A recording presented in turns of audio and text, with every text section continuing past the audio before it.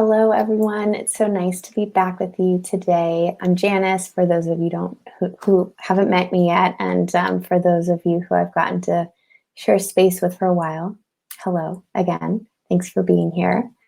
Caverly Morgan is the meditation teacher who's been offering this morning series for a few months now. We were just chatting, and I know that this is going to continue this series at least through June. So Caverly is a meditation teacher. She's the founder of the nonprofit Peace in Schools. I'm very excited to announce that she's also an author. She has written, the title of the book is called A Children's Book About Mindfulness. And she's just putting the finishing touches on it right now. It's available for pre-order though. So I'll put that link in the sidebar for y'all to check out. Caverly teaches through this platform. She also teaches through Presence Collective, and she has a Wednesday night meditation class at 7 p.m. Pacific Standard Time every Wednesday. So if you enjoy your practice with Caverly here and you want to have more opportunity to practice with her in an intimate setting, please consider joining her for a Wednesday night meditation group class. So Sangha Live is just a couple of things before I turn it over to Caverly. Sangha Live is the platform that makes these teachings possible and accessible globally. If you have the ability to, please support this platform. There's a green button that says offer donation and Donna right below me. Truly, this platform is possible. These teachings are shared widely because of your support. So thank you for giving what you can, when you can. And no worries at all if this is just not the right time. You being here and participating is a huge support in and of itself. Lastly, just on the technical side of things, so Caverly will lead a 30-minute meditation. For those of you who are returning, I hear it's part 4 of a certain topic series that you all have been working through. And then it'll open up for question and answer. So you can type in your questions. You can also request to come on screen, and I'll be the one to try to get you on. The update that I've heard from Jake at Sangha Live is that there's now a help page on the website. So rather than troubleshoot anything in the sidebar or try to just keep trying to get anyone on screen, if it doesn't work, we'll just move on to the next person's question and direct you to this new help page where you can get more support. So thank you in advance for just trying to make this all go as smoothly as possible for everyone. All right, I think those are all the announcements for today. So let me bring Caverly on screen. All right, there you go. Thank you. Thank you.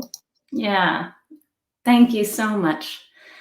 Friends, a shout out to Janice for her commitment to supporting in this way. I really am grateful and grateful to see all of you as well. So thank you for being here.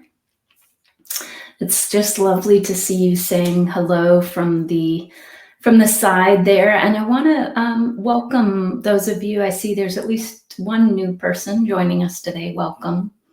As Janice mentioned, we are going to be sticking with this theme that arose last week. And I will do my very best to make it such that you don't feel like you have to go watch those other recordings now. In other words, that you can't follow along today.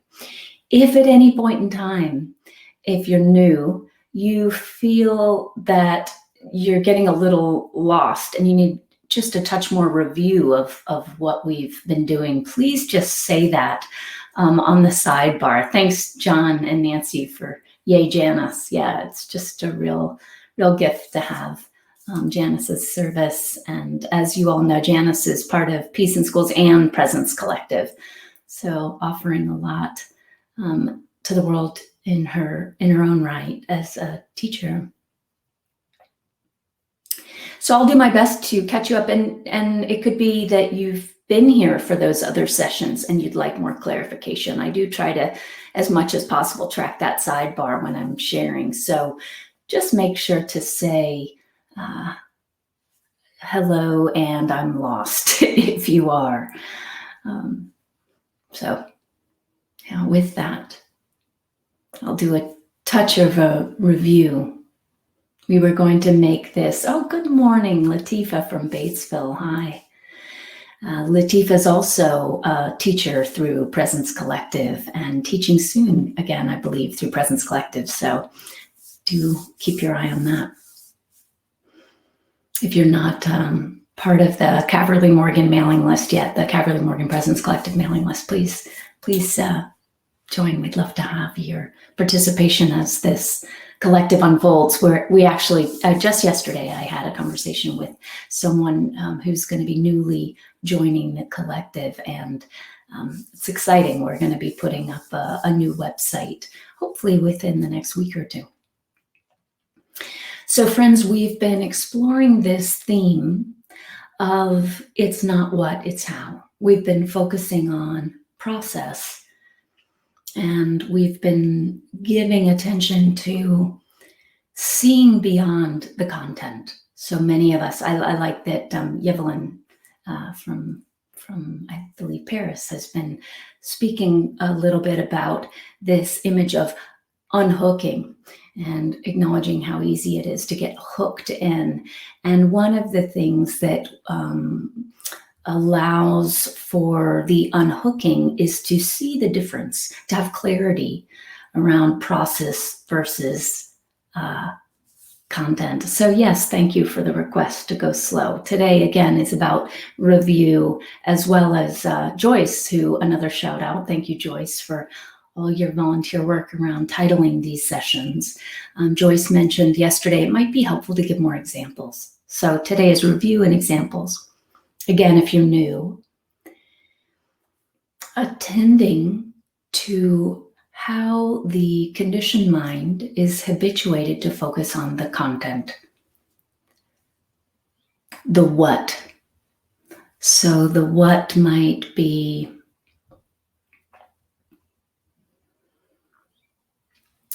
money. The process might be there's not enough. So in a moment in which I'm identified with the conditioned mind, it might feel like the issue is actually all about money. Then if I'm paying attention to process, I might notice that 24 hours later, my husband isn't doing enough. And I really, if I'm not paying attention, I really might think it's about my husband. But what we've been discerning is seeing the process, how we are conditioned to look through a lens of not enough. So Monday, it's money. Tuesday, it's my husband. Wednesday, fill in the blank. Not enough time. I appreciate that someone yesterday acknowledged that they have a lot of identification around their relationship with time. So what we've been doing is exploring how to, through conscious compassionate awareness, through a process of seeing, to have discernment about the difference between process and content. If you've been joining these calls, and by the way, if you're new and this all interests you, part 1, 2, and 3 are online and available. Joyce has titled them. And those sessions will soon be on the Caverly Morgan YouTube page titled, and then they're on the Sangha live page, I believe, already. And I think they might not have the titles yet, so you could just go to the Sangha live page, and Janice, maybe you could post the link on that page. I believe you could just look it up by date. So Janice, that would be Thursday, Friday, and yesterday, these sessions about process versus content.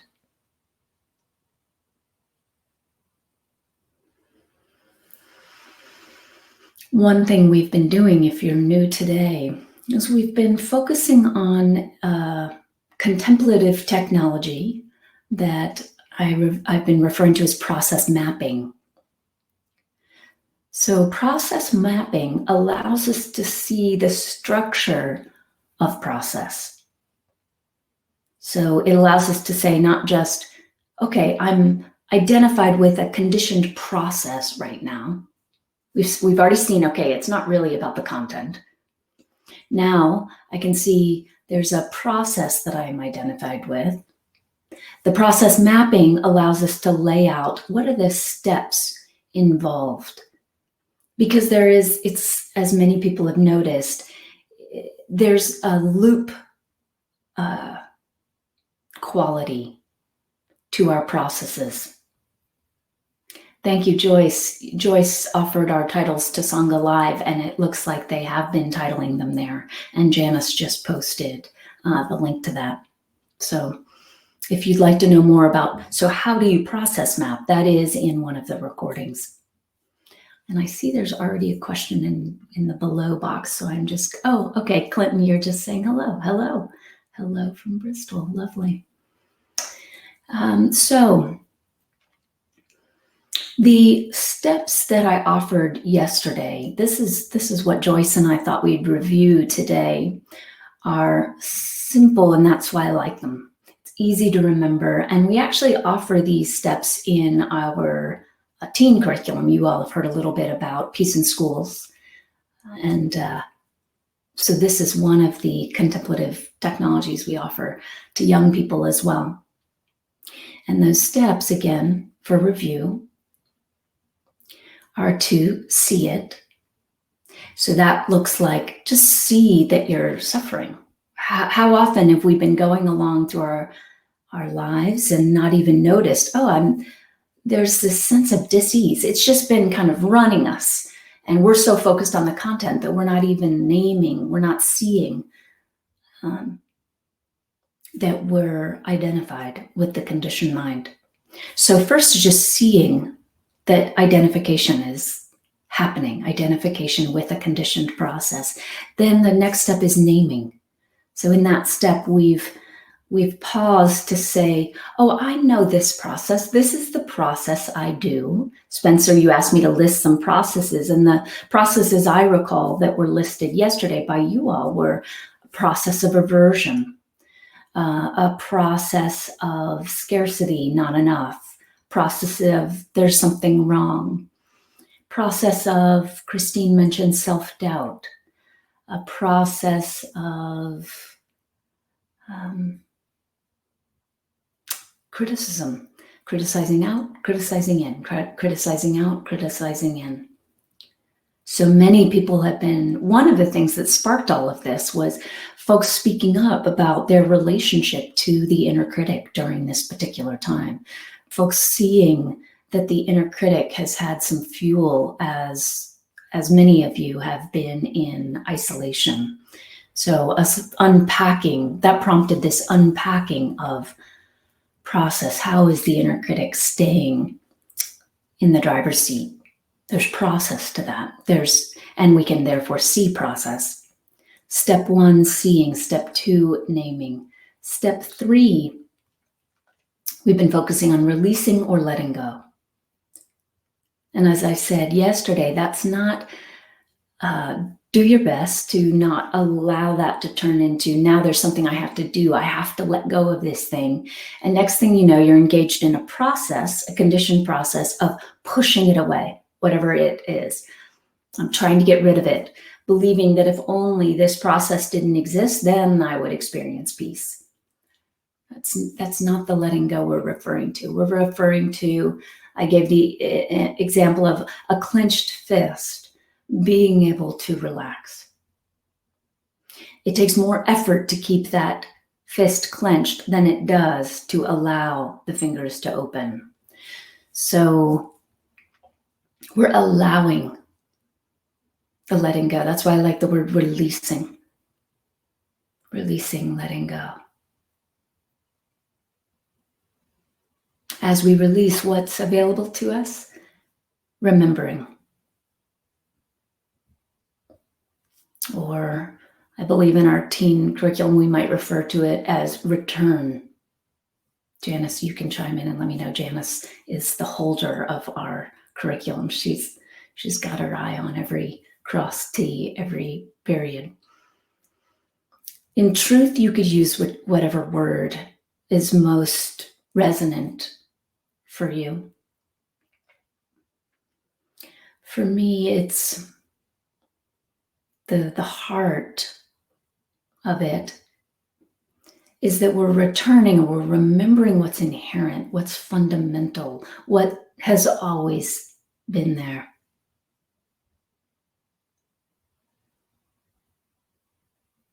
Yes, Janice says that we've landed on return.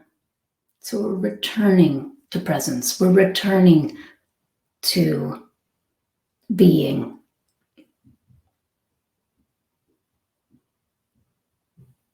That returning is a remembering. So those are the simple 4 steps that we've been working with.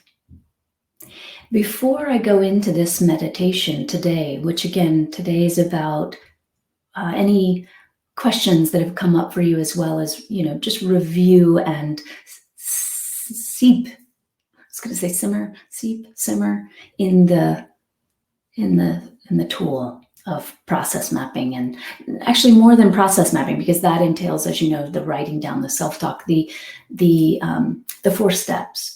Let's focus on those 4 steps.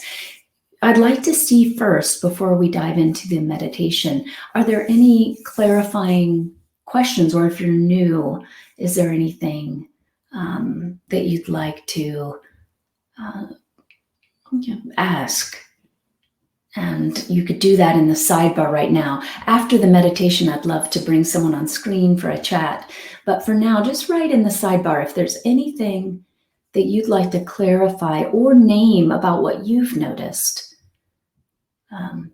And thank you. Many of you actually made a little comment about how you found the process mapping to be helpful, or what you've been seeing. Hello, Carl. Great. All right.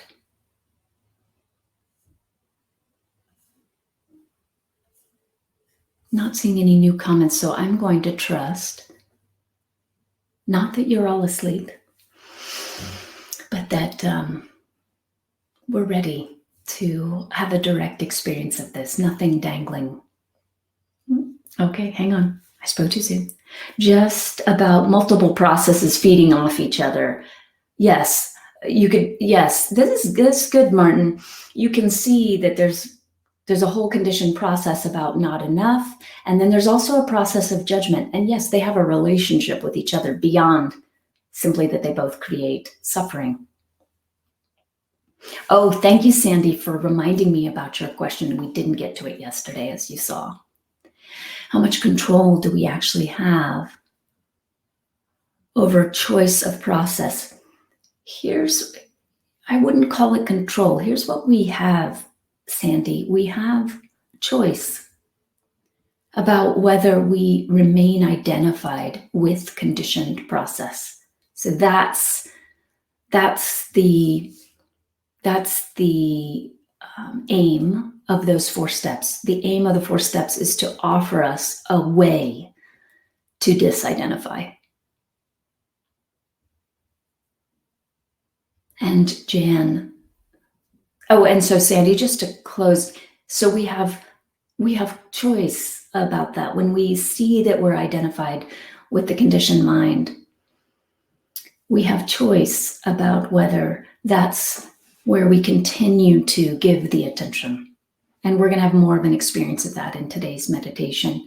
And then Jan, could you clarify again what you see in step 1? That seeing is just the recognition of discontent or dis-ease. It's the moment that we suddenly come to, if you will. And then the naming is the specifics of what's going on.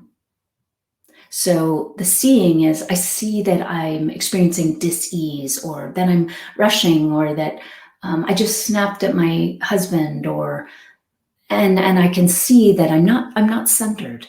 I don't feel centered. I don't feel that my actions are manifesting on behalf of my deepest understanding of true nature, the knowing of myself. So that's the seeing. The naming is, and what am I identified with? The inner critic, for example. I'm identified with believing the story that I'm not good enough. And so my snapping is coming from an attempt to defend myself, but I am good enough, right? That's just one example. So yes, you're right, Ellen. It's a practice. Yeah. Great. So what I would like to, and then can you clarify step 4, Julia? How do we know what's inherent? Beautiful question. Let's let that be an experience in today's sit. How do we know? Thank you.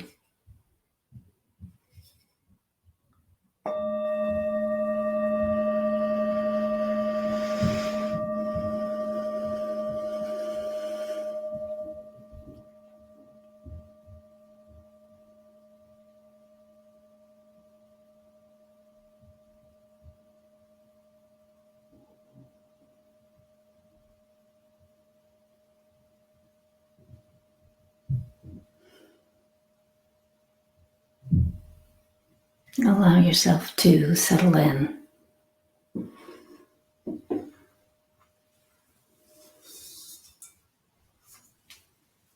Invite ease in the body. We're not pushing.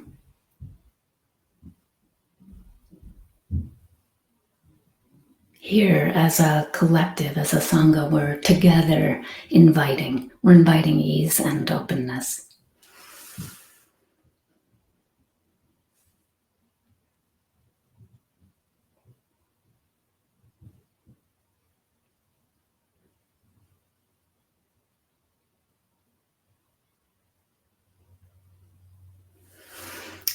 This morning, rather than go straight to the guided imagery experience of seeing where we've been getting identified, like picking a spot to work with, let's go straight to the knowing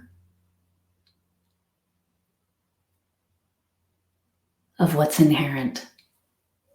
Let's follow the thread of Julia's question. When I say go straight to the knowing of awareness,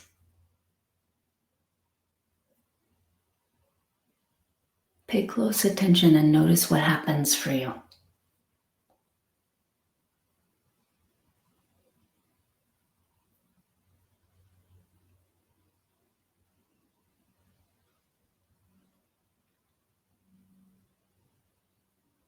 Go straight now to the knowing of awareness.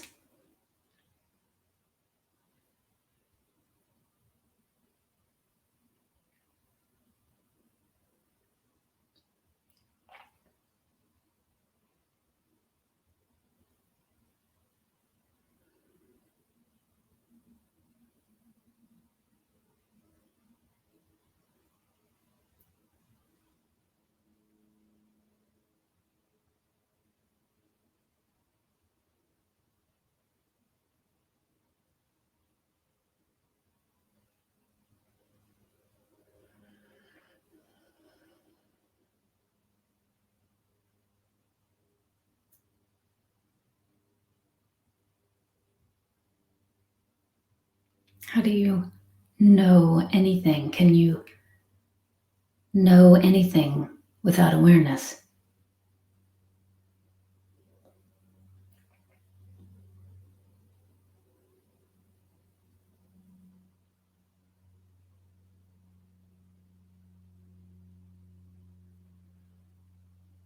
Give your attention now to that awareness.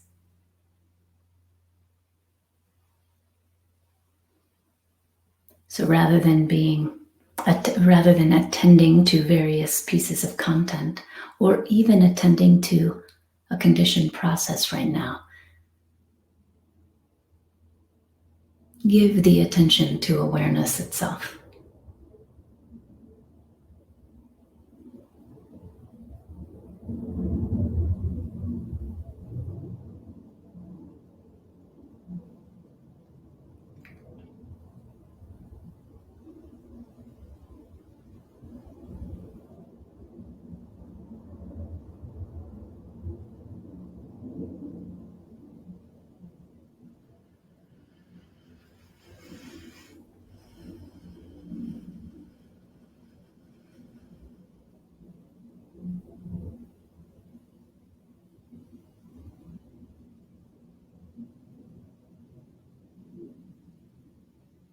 And then again, notice what arises with this gentle inquiry.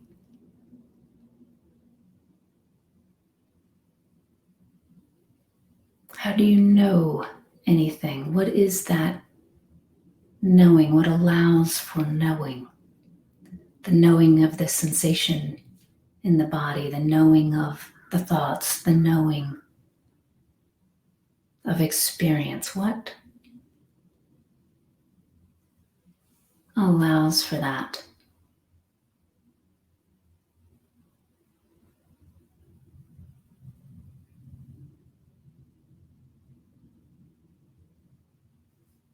Go straight to that experience of knowing. I call it inherent and primary because it's before the processes of the conditioned mind. It's before the content. This simple primary experience of knowing experience. It's prior to all else. Go there.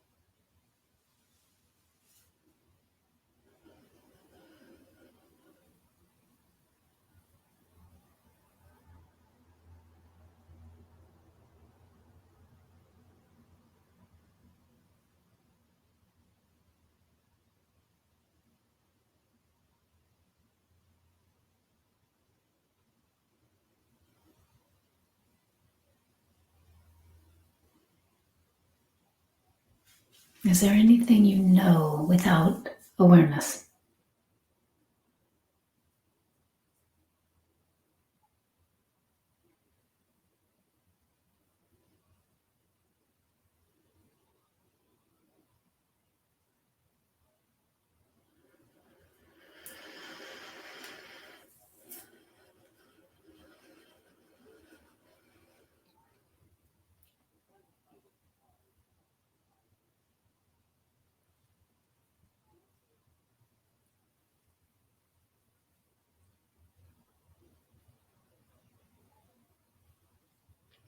Rest in awareness. Rest in the knowing of experience rather than getting lost in experience.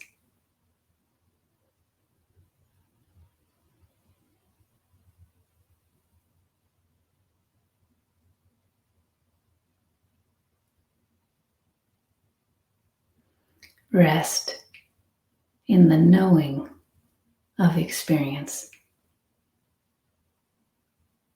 rather than getting lost in experience.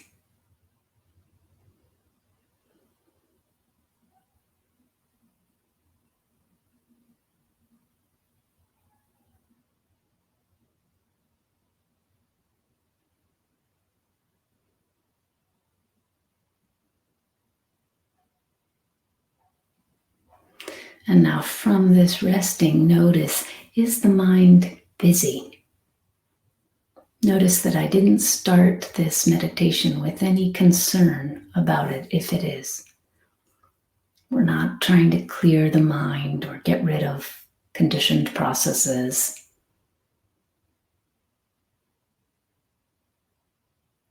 We went straight to who we truly are, and now are simply noticing from the seat of that knowing. What thoughts or conditioned processes does the attention habitually hook into? And as it does, veils this knowing.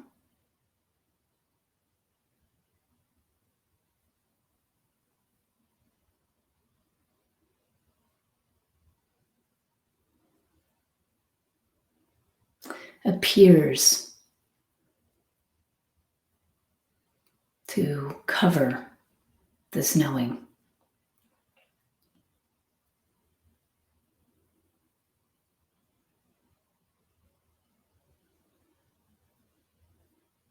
When we're identified, we might forget entirely about this knowing or true nature or presence.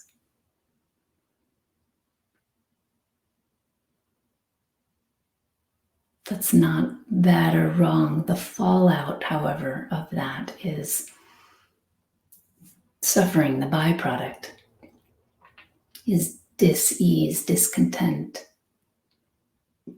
dissatisfaction.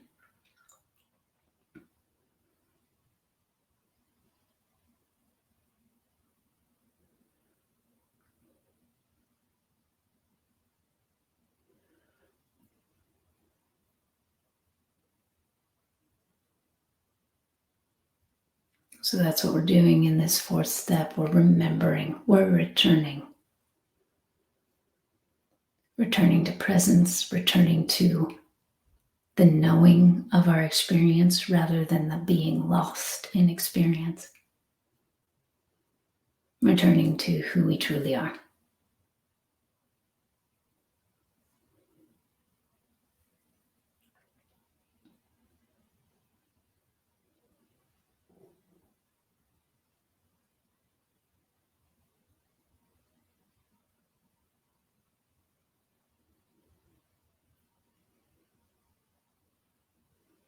Can be helpful to name a process as it arises. Ah, that's familiar. That's just the process of judgment. I know that one.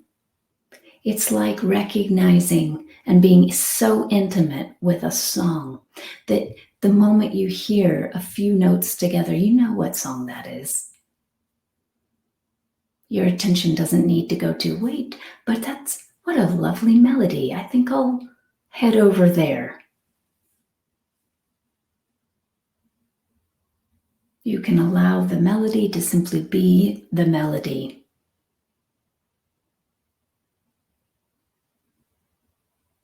While remembering who you are, while remembering presence, awareness, and your very being.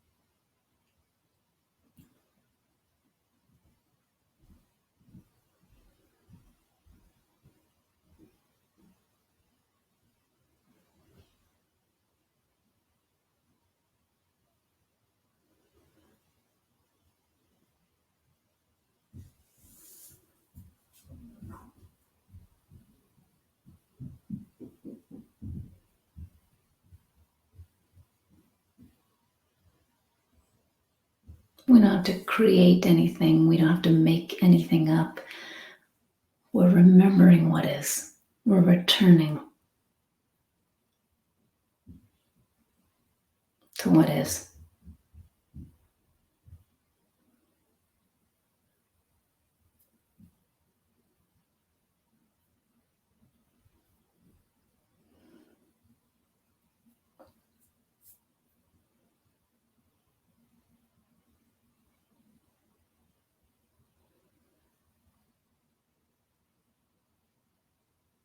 Notice that from this seat of remembrance, the conditioned processes aren't a problem.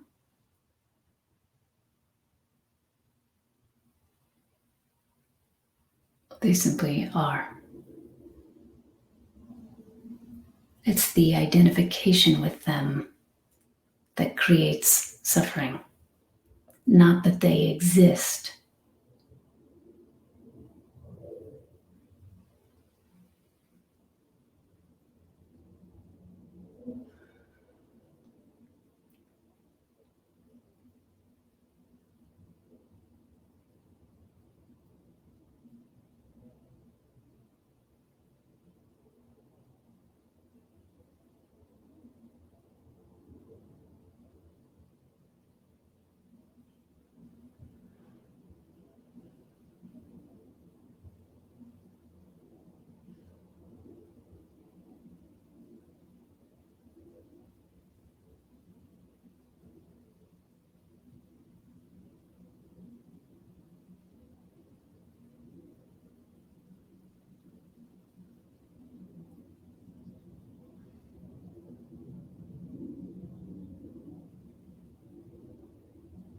Take a stand as presence.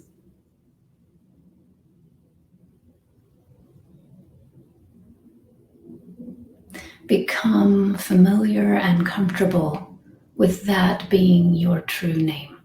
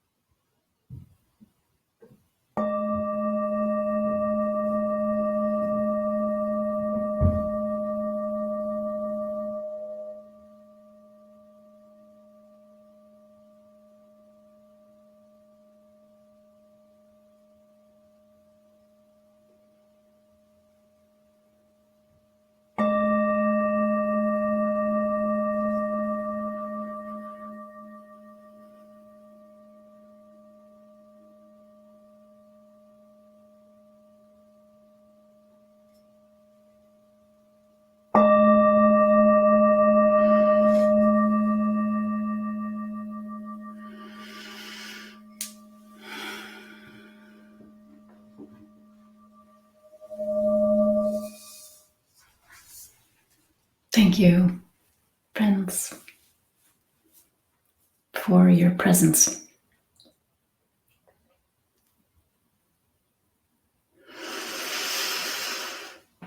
This is my opportunity to remind you to donate if you can. We truly can't continue without your support. And one of the reasons when I was speaking with Jake recently about whether we'd continue, as you know, this has all been a COVID experiment. And when we were speaking about whether we'd continue, we did look at the finances and we said, okay, we have the financial stability based on what's been coming in to continue. So it's imperative. So thank you. Thanks for all who have provided support. And again, if you're unable to provide support right now, we understand. And those of us who can support will. This is community. Jane, further to your answer to me yesterday, I now realize that no real help can be given to my children from a place of suffering. Absolutely, Jane, that's at the heart of what we were talking about yesterday. If my child is suffering, but I come to them from my own suffering, over their suffering, I'm identified with a process that can't be of service. A place of identification with dis-ease. Yes, I can only hope to help them from a place of who I truly am, from the place of awareness, clarity, and peace. Jane, beautiful insight. Thank you for sharing it with all of us. I know that even those of us who don't have children can relate very much to your process. Thank you. All right, friends, I would love to have someone, the question in the box. We've addressed that, Julia. Okay. You could write a question in the box below or to the side. Or I'd love to see you on screen. It would be great if you'd like to say hello today, say anything else about what you're noticing, how that meditation was for you, or what you're seeing about these steps. Spencer, do we actually have choice, or is it more that we have a willingness to see? You have to choose to be willing, don't you, Spencer? Willingness is always there. Choice is always there. But that choice must be embraced. Or even a willingness to let go. Yes, that willingness is required. Seems impossible for me, and you capitalize that. Excuse me, so I'm trusting you mean the ego, to let go. Yeah, the ego has no interest in letting go of what leads to its disillusion. So we can't wait around for that moment if we want to be free. To have control of letting go of control.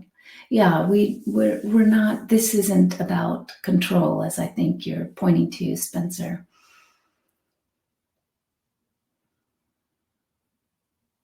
This is about returning and remembrance. This is about being. It is not our very nature to hang on, to clench, to grip. It is not our very nature to control. Those are all activities, processes of the conditioned mind. They're not bad, they're not wrong. We don't have to try to get rid of them. But as Ellen pointed out, it's a practice to see them for what they are, to be able to name what that specifically is. I made reference yesterday to being robbed. You know, if there's someone who comes in my house every day at noon and walks through the house and puts things in their pocket. It's helpful to know, oh yes, that person tends to come in at this time. They tend to talk to me about these things, which distracts me while they put things in their pocket. This is obviously a made-up example, but the naming can be so helpful because there's no confusion about what this is. The seeing is, oh, I see that things are being stolen. Wait a second, something's going on here. The naming is getting really familiar with what that is. Yes. Latifa, you're leaving in love and remembrance. Thank you so much. I do know you have to move on to your other work. Thank you for joining us. So Sandy, in a Buddhist perspective, how can we energize our freedom of choice rather than be sluggishly lazy with that gift? Remember this.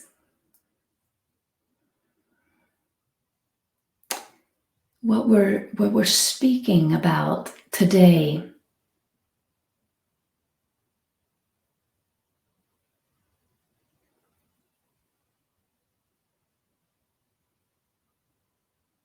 let me pause, Sandy.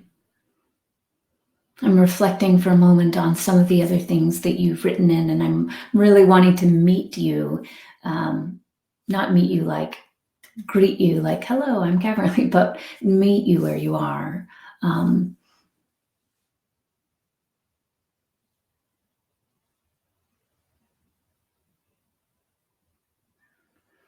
We energize our freedom of choice by giving it our attention. Whatever we attend to is energized. Energy follows attention.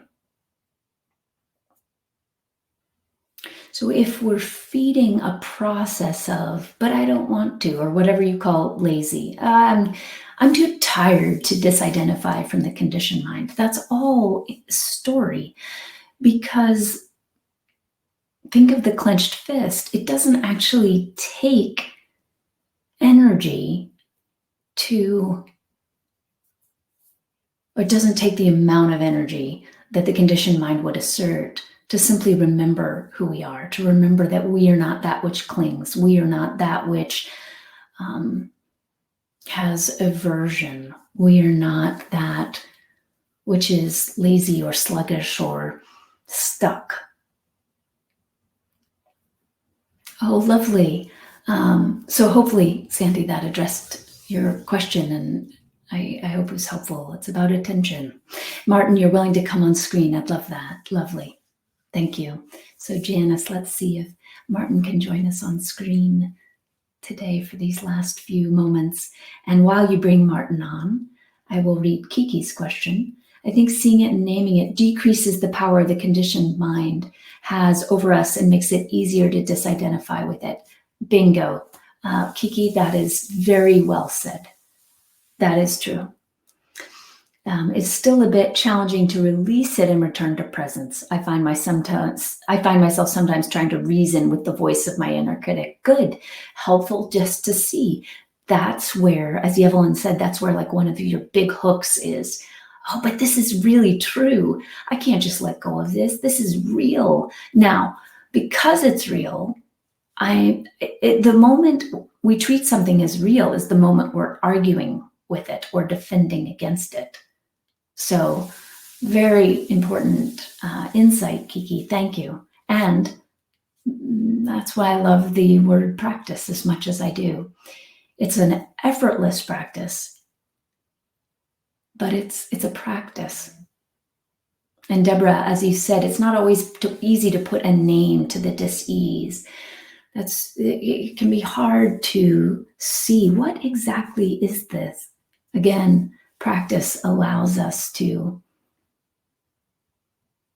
see more clearly. Practice allows us to recognize, this is familiar. I know this process. So Janice, I'd love to hear from you. If you're having trouble getting Martin on, maybe just send us a little note. Martin, it doesn't seem to be working. Please visit Sangha Live/help to troubleshoot. Yes, friends, thank you. If you would, I as you know, I love to have exchanges with you. If you would, please go to this page that they've created today after our call or at some point soon, and go through that page. They've offered a lot of support to us. I've been told that in these calls, same platform in Europe, they're just not having the same kinds of technical issues that our group has, and so I think it's on our end to go ahead and follow the prompts on that trouble page. And no worries, Martin, thank you for trying, but do give it a go and let's try again tomorrow or when you're ready, Martin. I'd love to have an exchange.